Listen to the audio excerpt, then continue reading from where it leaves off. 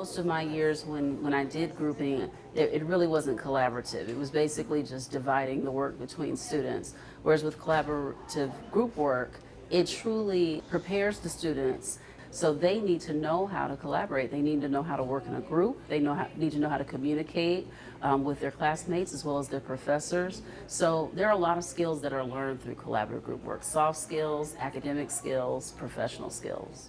Before collaborative grouping, I think it was more of a straightforward learning style. It's like now with collaborative grouping, you can talk more to your peers, and it's more of a holistic learning experience rather than just a straight facts being told to you and you have to remember.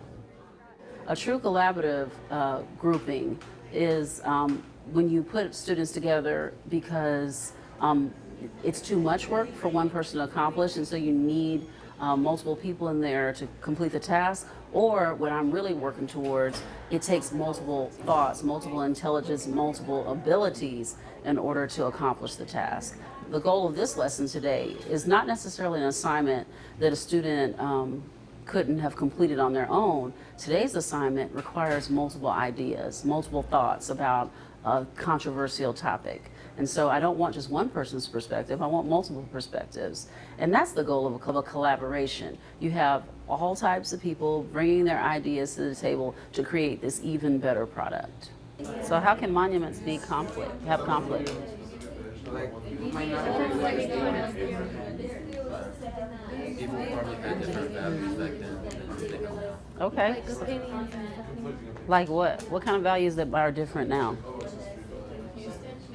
Well, like, in the Civil War in the South, people were like, they wanted. In today's lesson, I was a decision maker, and so that's basically like the leaders of the group. So the people that Miss Burley felt knew basically, or had a general idea, a better idea of what the subject was about. So after evaluating the reasons and evidence presented by both advocates, I've decided that the equestrian statue should. So we went around, we helped, and we, and in the end, decided who came up with the best argument for their position. It was more of a complete description and picture of why Don Juan was a good. Debating on if our statue should be published before the other statue, to get ideas from everybody and just not from yourself, because everybody has different ideas and sometimes there might be better than yours. Like if you just are told something, you repeat a flashcard 12 times, you're going to remember it, but there's not going to be any meaning behind it. When you talk to people, you remember what they said. Like when you see a question, it's like, oh, I remember so-and-so said this about it, and so I remember the fact. Like you have a story behind your information.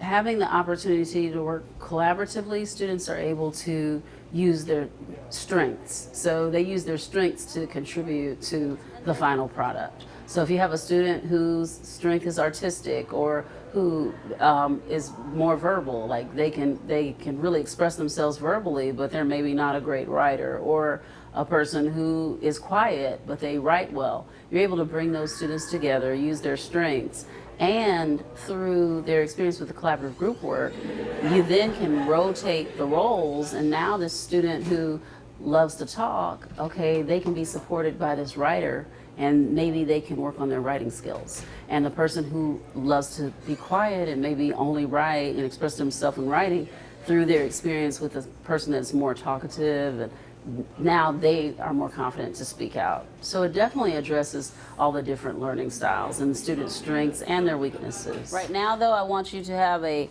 quick 2-minute conversation at your table. This will help some of you to formulate the rest of your thought. What did you say? What was your response? How did you summarize this information? Go.